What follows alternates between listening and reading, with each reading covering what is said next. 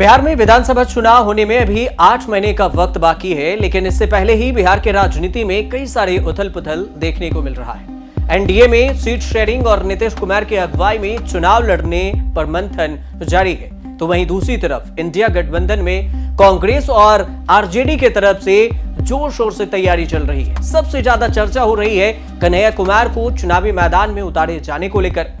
लेकिन खबरों के मुताबिक कि ये बात सामने आई कि 16 मार्च से 14 अप्रैल तक बिहार के 20 जिलों में कांग्रेस के युवा छात्र नेता कन्हैया कुमार नौकरी दो यात्रा निकालने वाले हैं। पार्टी ने इस यात्रा के जरिए बीपीएससी पेपर लीक के मुद्दे को उठाने की तैयारी कर रही है। अब कांग्रेस के तरफ से राहुल गांधी के इशारे पर दो युवा चेहरा जो बिहार के विधानसभा चुनाव की तैयारी के लिए मैदान में है। हमारे बिहार के प्रभारी कृष्णा जी ने आपको बताया कि आज एनएसवाई और यूथ कांग्रेस की एक संयुक्त बैठक हुई, जिसमें यह फैसला लिया गया कि बिहार का जो सबसे जरूरी मुद्दा है, बिहार का जो सबसे दर्दनाक पहलू है, उसके संबंध में एक पदयात्रा निकाली जाए। तो आने वाली 16 तारीख को 16 मार्च से, जहां से गांधी जी ने चंपारण आंदोलन की शुरुआत की थी अंग्रेजों के अन्याय के खिलाफ, तो बिहार के लोगों के ऊपर जो अन्याय हो रहा है उसके खिलाफ एनएसवाई और यूथ कांग्रेस 16 मार्च से एक पदयात्रा की शुरुआत करेगी।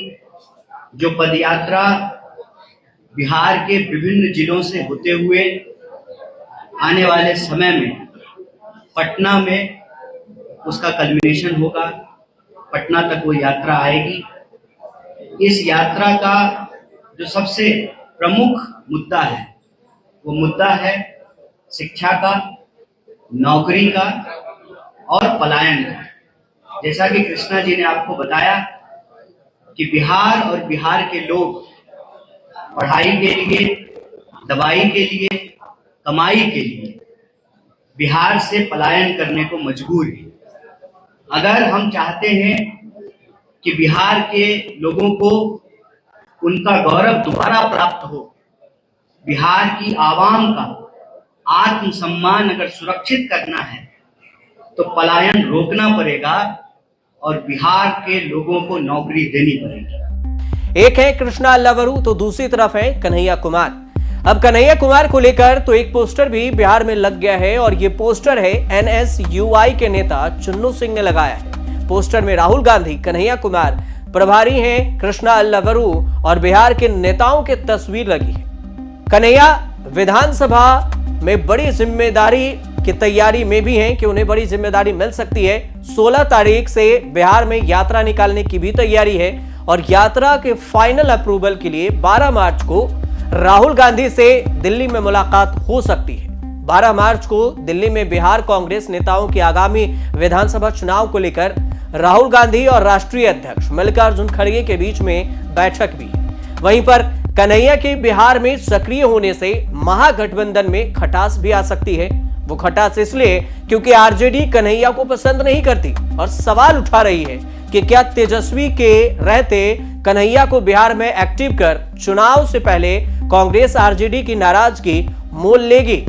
इस बात को भी चर्चा हो रही है। इस बात की भी बिहार पर कांग्रेस की विशेष नजर है और अब तक 2 बार इसी साल राहुल गांधी भी बिहार यात्रा कर चुके हैं। बिहार कांग्रेस के प्रभारी हैं कृष्णा अल्लावरू, वो भी बिहार में हैं और कुछ विधायकों की ओर से बयानबाजी भी हो रही है।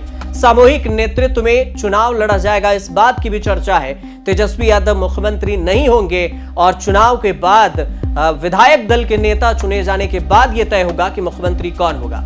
और इस सब के बीच में बिहार की उम्मीद बताते हुए कन्हैया के पोस्टर लगा दिए गए, जिस पर कई तरह के सवाल खड़े हो रहे हैं। कन्हैया के पोस्टर पर बिहार कांग्रेस के मीडिया विभाग के चेयरमैन हैं राजेश राठौर। उनका कहना हुआ कि कन्हैया बिहार के हैं और पहले भी बिहार आए हैं, आगे भी आते रहेंगे, काम करते हैं तो स्वागत किया जाएगा।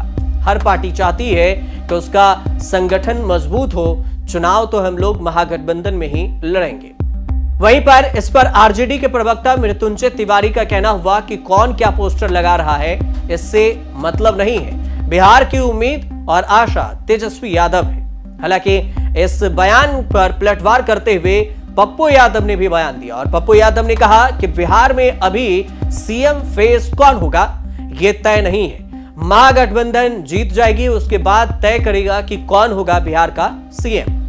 अब बिहार में कांग्रेस का बीते 3 दशक में देखें तो हालात बहुत ही खस्ता है और सबसे खास बात यह है कि अस्तित्व पर भी संकट के बादल मंडरा रहे हैं और इसके हिस्सेदारी को लेकर भी कांग्रेस आरजेडी के रहमो करम पर निर्भर करती है।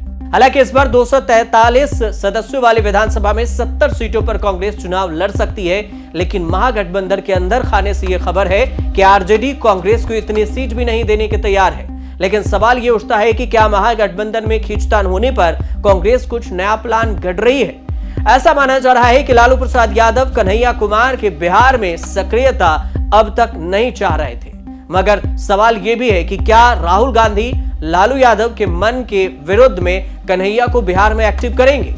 अब बिहार पर कांग्रेस बीते दिन काफी एक्टिव नजर आ रही है और बीते 18 जनवरी को राहुल गांधी जब बिहार गए थे तो उन्होंने एक जोश से मुद्दा उठाया था जातीय जनगणना का। ये बिहार के पटना के बापू सभागार में ये मुद्दा उठाया उन्होंने। साथ ही संविधान बचाओ सम्मेलन के तहत भी अल्पसंख्यक और दलित शख्सियत जगलाल चौधरी का भी उन्होंने जिक्र किया।